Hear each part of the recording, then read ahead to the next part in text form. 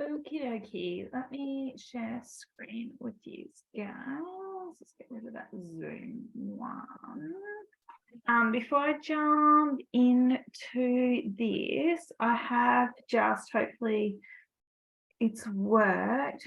Check the Facebook group. I have just popped the event for next week, Wednesday, up on Facebook, but also, yeah, the link's up there. So I've just shared it into the Root Cause Facebook group. I've just created a Facebook event for it because then it's easier for people to share and remember because Facebook sends them reminders. So just go in, just say you're going if you're going to go. But you guys will get the link if I can figure out how to get it because I don't have the link at this stage. I don't know, I forget how Eventbrite works. So basically they give you a page and then they create a little link and they connect it to your Zoom account. Maybe it's in my Zoom account somewhere. I'll have a look. But I'll get you guys. I'm assuming when people purchase tickets, it sends them the link. I'm hoping that's how it works. Someone's jumping in. So I will get the link to you before the event. If you're going to jump in, it is 5 p.m. Australian Western Standard Time. Either way, you guys will get the replay anyway. So that's just a part of being a part of the program. So you can jump in that for free. Please invite your friends or family if they are struggling with gut health stuff. I do really appreciate that and sharing these things. So basically, I'm just going to cover some gut symptoms, like, the general things, why people have gut symptoms, how to start healing it. So some of those real gut healing foods and fundamentals that we go through, foods that are non-negotiable, foods that I would avoid, sort of the impact of diet. I'm just going to how to test for gut health stuff, why it's linked to weight loss, those kind of things. So that's the Facebook page. So if you can just click going to that, if you can make it, or either way, just click going and then I know to send you the replay link.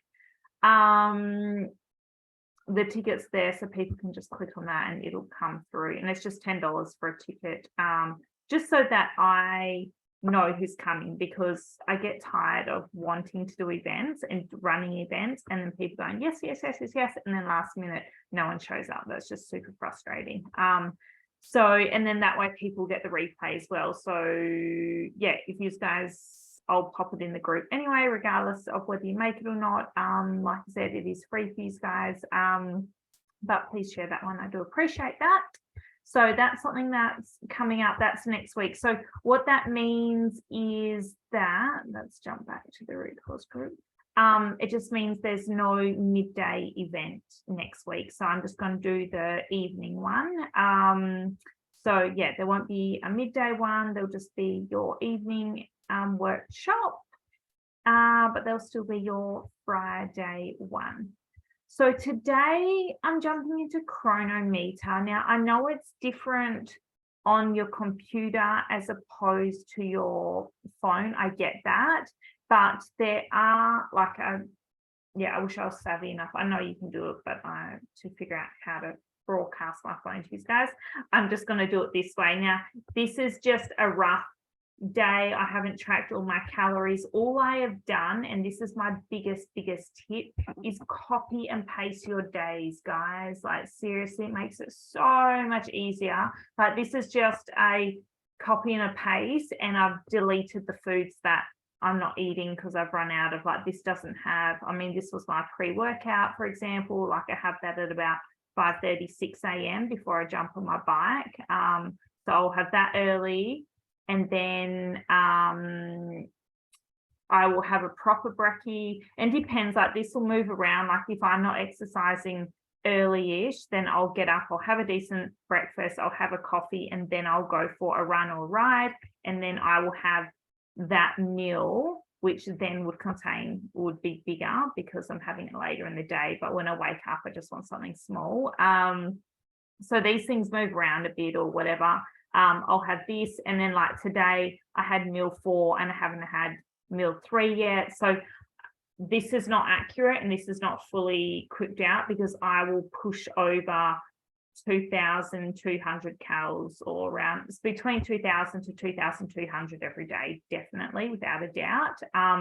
My protein, I always go over consistently. I don't know how to move between days very well on here. But my protein, I'm always going over. My carbs, I'm always going over, because 220 is a little bit low for me. So I kind of just try and hit that 2,200, but I'll kind of get closer between 220 to 240. And I've upped my fats. I used to kind of sit around the 55, 60 mark, but I'm trying to make a real conscious effort to get more fats in.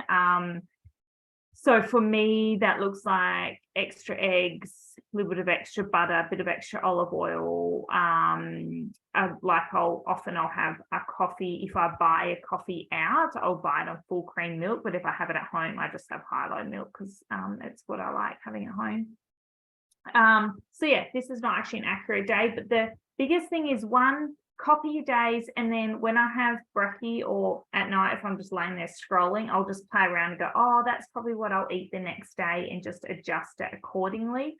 I'm not super accurate because I'm not in a weight loss or a maintenance or a build phase. I'm in a heal my skin after stuffing it in barley last year and losing my period.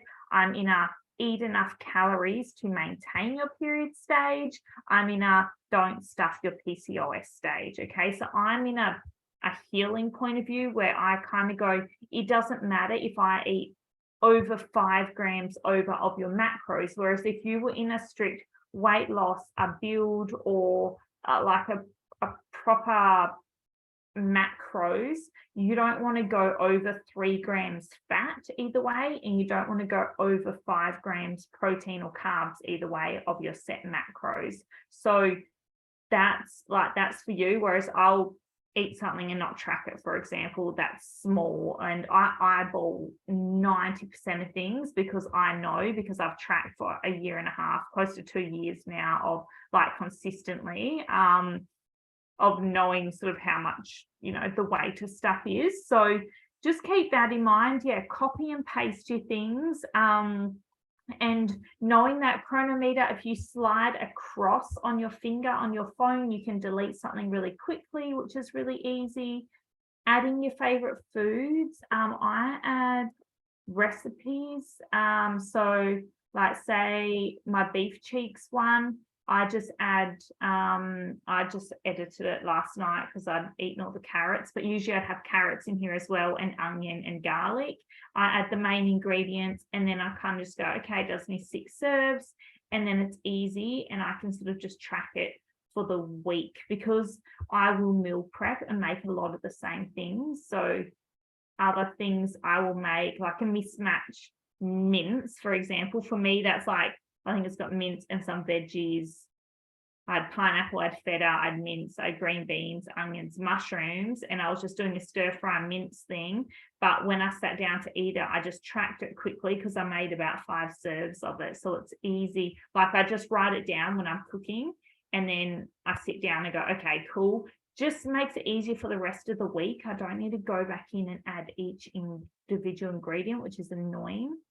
So I kind of do that each day, but if I'm cooking something that I'm having on repeat, like roast sweet potato or something that I'm always adding olive oil and sweet potato, I might as well just add roast sweet potato into my thing. So there are a heap of different things I've made. Adrenal cocktail, you bits and pieces you can add in there, and I just find that makes it easier. You can look at trends and things that you're doing. I find the nutrition, I don't know what this one's going to be like. Oh yeah, cool. The nutrition report, really good, just to see if I'm getting my B's. I always hit them by the end of the day, but iron, even like, this is not my full day tracked there, but even if I'm having beef liver and red meat, I still struggle to get that iron up. So it's something I really try and watch. All my other things I hit pretty consistently. But iron, I do find, is hard in the diet. So if you are low in iron, track it and watch it, and then play with something and go, oh, if I have XYZ, my iron really bumps into range, otherwise it's below range. Your proteins I find is quite easy. Your fats, depending as to what your fat target is. Now remember, your macro targets change in accordance to what you're doing as well. So for me, I exercise a lot, so I need to consistently be eating over 200 grams of carbs. If you are someone who does not exercise, that's probably too much. But also bearing in mind, do not link your Apple Watch or your Garmin or anything into your diary, because what it will do is it might adjust, like it'll go, oh, our goal is 2,000 calories. You've exercised for 500 calories, therefore you have an extra 500 to eat that day. We don't want that. We just want consistency, because it's about your macros for the next couple of weeks, sort of regardless of what your exercise is. So make sure you don't link them in, because it does often do that automatically. And I did that mistake at the start before I first started working with Libby, and then she was like, oh no, because you'll just be overeating then. So we're creating deficits, or we're creating extra macros depending on what's going on. Protein, I always say minimum 120 grams. And then if you're, trying to build more lean muscle, or you're quite active like I am, 145 grams is kind of your upper end. Sort of over that is fine, but it's not really beneficial. I'd rather you fuel those with your carbohydrates instead, which is actually going to fuel you and build muscle and give you energy for repair and rebuild. Your carbs, I tend not to like it under the 150 grams for most people. Like trying to clear over that sort of 150 is good, and then sort of up to 250, 300, depending on what you're doing. Like there's such a broad range there. Remember, if this is your first time tracking, spend the first 2 weeks not playing with macros and just tracking the foods that you eat each day. So track it so that you know what your starting things are, and then start to play with it. Because if you just dump macros in and you're dumping protein, carbs, fat, but your body's really used to a high fat, low carb diet, and you're doing a complete switch, it'll be really hard for your body to adjust. So rather, I like to increase those carbs by like 20, every 7 to 10 days, just increase it by 20 grams or so, and just slowly bump it up. So you slowly increase your metabolism. Okay. And then fats, I don't like to see under 50 grams, because it starts to impact hormones. Over 70 is not really beneficial. So that kind of 50 to 70 range is where we sit. If you're more in a weight loss deficit type phase, you might kind of be around 55 to 60. If you're more focusing on hormone health like me, you might be more like 65 to 70. That's not saying you can never go over that, because of course you can. I don't track on Saturday and Sundays, again, because I don't have specific goals. If I had specific goals, I've definitely tracked and stuck to my macros, even on weekends, and I'll chuck my alcohol in, and I'll chuck those things in as well. Your number one thing when you're tracking is your overall calories and your protein intake. So hit those two first. And then if you want to dig a little bit deeper, then your fats and your carbs are your energy, okay? So we're focusing on carbohydrates because we're supporting metabolism, but we've still got a minimum amount of fats we need to eat as well. But if you're, if there's a little bit of variation in your carbs and fats, but you're hitting your calories, it's generally fine if you're not on a real specific goal. But also remembering that carbs digest slower. So if you're having them around your workouts, you want a higher carb meal. So this is really a little bit high fat for a post workout. You kind of want around that 10 to 12 grams. But like I said, I'm not in a specific building stage anymore, so I don't care. You want like a protein goal to carbs of 1 to 2. So for example, here, like this protein to carbs is really good, 27 grams of protein to 53 grams of carbs. I could probably go up to around 60 grams of carbs there. And that's kind of at that 1 to 2 ratio. I need to add more potatoes in for this meal because I'm at 30 grams of protein and I'm kind of matching it 1-to-1. I need to be doubling that. So that's kind of where you like to sit for pre or post workout, is that double. At a bare minimum for blood sugars, a 1-to-1 ratio. Like if someone's on a low carbohydrate diet for some reason, just try to match them around that protein to carbs intake, and your fats kind of fall where they may, like across the board, depending on how much, fat you kind of accumulating across or in your diet. So I find my dinners are usually higher fat. My lunches are leftovers, so they usually carry a little bit more fat. And my breakfast, because I'm having 2 full eggs, and a bit of butter actually, which is not on here. It carries a bit more fat as well. I used to just have 1 egg yolk. I've upped that to 2 just because I was getting so hungry. So that's the big thing on macros. Ease of use, tracking your recipes, really looking at the nutrient side of things is really, really important, especially if you're wondering if you're eating enough fiber. Have a look, because you'll be able to see how much fiber you are actually getting in your day. So yeah, I hope that's helpful. Don't track your exercises for now, just focus on those things. Also, minces and stuff, like sometimes it's hard to know, like this one here doesn't say whether it is, I can't click into it, doesn't say whether it is raw or cooked. It's the serving size is 125 grams. I usually assume that it's uncooked unless it says cooked. Then, like for some things like chicken thighs, I know there's a cooked one and an uncooked one, but generally I go by raw. So if this is saying 125 grams and I'm measuring it out as cooked, I usually just take about 20 to 30 grams off it. Like I'll measure that out for lunch to be around 85 grams of cooked, because I know it's about 125 raw. So just remember, meat goes down in weight because it loses fluid as you cook it.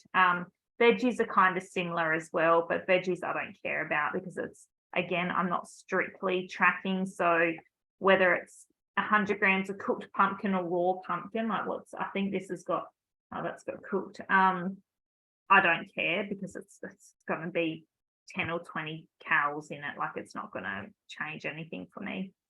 So yeah, that's my big sort of things that I would focus on. Does anyone have any questions on that? Oh, I'll just get you to unmute. Sorry, that's awesome. Thank you. I appreciate that. I actually have I felt such a dunce when I first started with the Cronometer.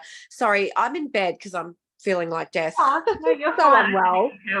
I'm so unwell. But I'm actually really loving playing with it, and I see what you mean by putting everything that you've had the day before into the next day and just adjusting them as you go. And actually, it's been really fun. It's so phenomenal how I thought I had such a great handle on my diet, but I've actually been under eating protein for so long.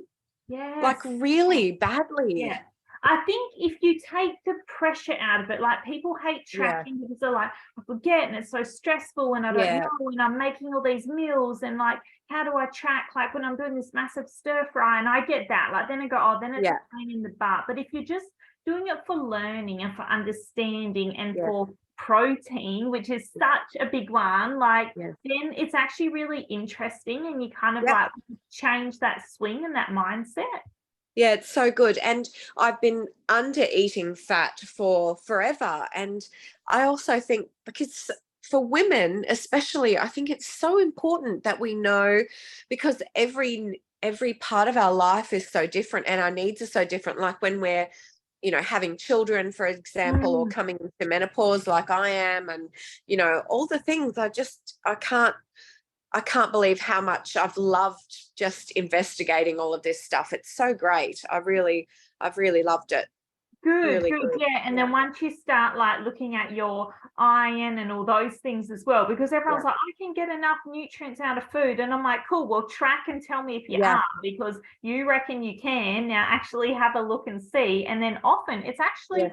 really hard. And I'm someone who's eating consciously and eating liver and eating all these things. And I'm still like, I consciously need to do this stuff to hit my zinc and my iron and things. So Yeah. if you're not consciously doing that, then good luck hitting Yeah. your nutrients. Yes.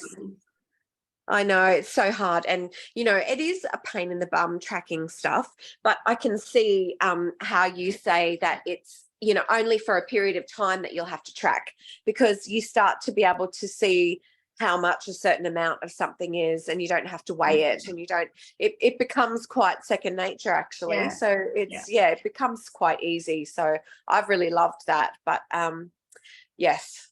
Thank you for that. I appreciate it. It's great. Yeah, so You're good. right. It does come easier. Like I don't ever weigh butter or margarine or small Yep. things, or bananas. I can eyeball and know what they are. Yogurt, I kind of know. I know what a tablespoon is now. Like it just becomes, and because you're not in like, I'm in this deficit or I'm in this build, a couple grams either side doesn't matter. I lick all my spoons and I don't weigh the like stuff like that. It doesn't matter, but to some people that would really matter because they're in like a bodybuilding comp phase, and I can totally respect that. But I think for the women in this program and where we're at, it's like awareness, it's protein, it's health, it's nutrients, it's eating enough food and eating enough of the right foods and all that stuff.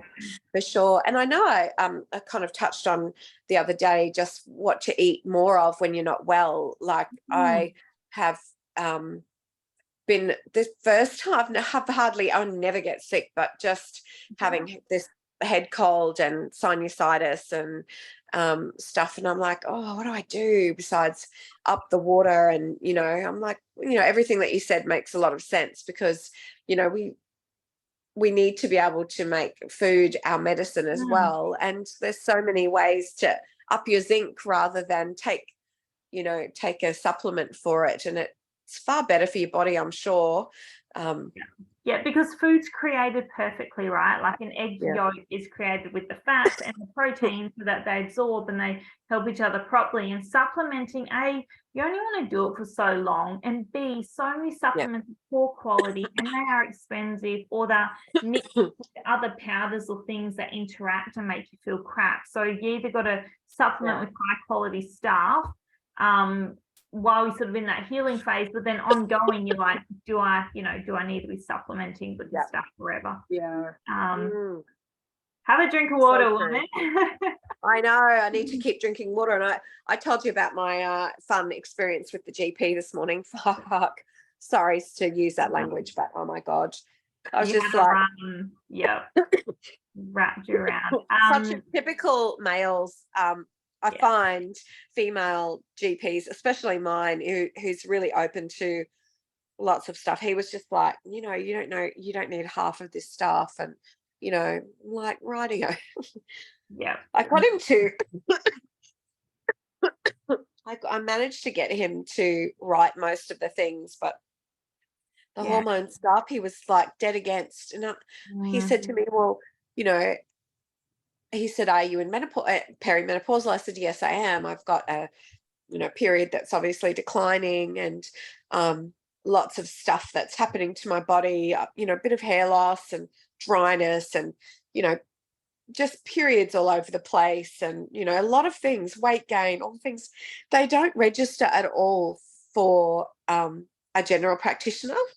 He was just like, oh, well, that's just, and he said, have you tried, estrogen creams? Have you tried progesterone? And I said, well, actually, to be honest, I have.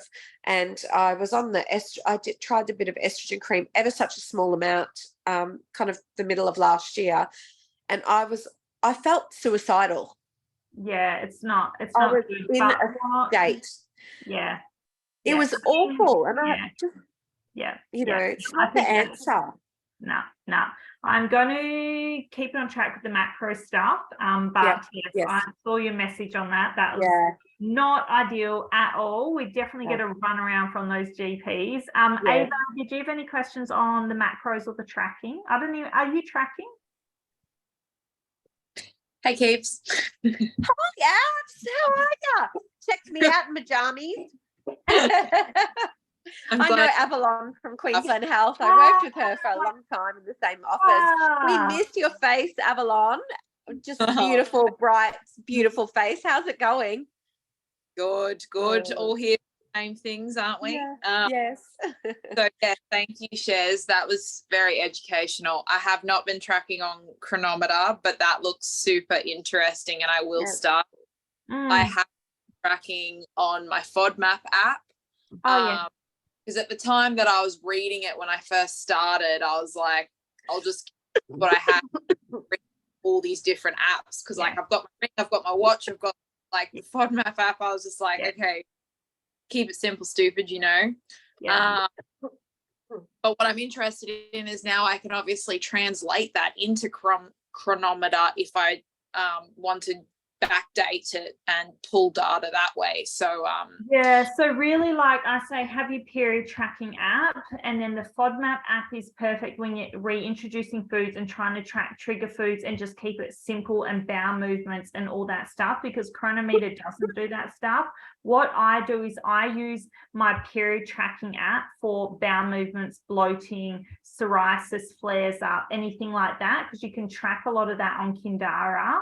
And you can add your own custom ones into there as well. So I even pop full moon and all that stuff that I know plays around with the hormones in there. So I actually use Kindara and then obviously Cronometer, but Monash, the app, is perfect if you're just trying to focus on the IBS stuff, and rather than add that overwhelm of tracking, because the issue is then people get fixated on macros, and then I'm trying to pull them out of this macro tunnel, and I'm like, no, I just want to heal your SIBO. Can we not go down the rabbit hole? But once you're a couple weeks in and you have awareness of foods and testing and what you've got and all that wraparound, then I'm like, sweet, start playing with it, start chucking stuff in, because once you build a base, like anything, it's really freaking annoying at the start, but once all your favorite foods are populated in there, it's so easy to track. It's just barcoding stuff and getting it into the system, and then once it's in the system, it's way easier. Yeah, no, that's cool. All right, well, that's good. I guess I haven't been missing out then, so I'll just plug on, and then now that I am getting to that stage, and I can start tracking. I would just slowly, start playing with it. Yeah. Cool. Focused. Awesome. Yes. Well, thank you both for jumping in. I'll chuck the recording up. I hope you enjoy the rest of your week, and then do your spreadsheets for Friday as well. Thank you so much. I had one super quick question. Yep. I can wait till Friday if you prefer. It was just off the back. Yeah. What was it? Oh no, it'll wait. I'll just just because these are recorded, so I like to kind of keep them on the macro stuff, and then cool. All right, I will chat to you later. Thanks. Bye.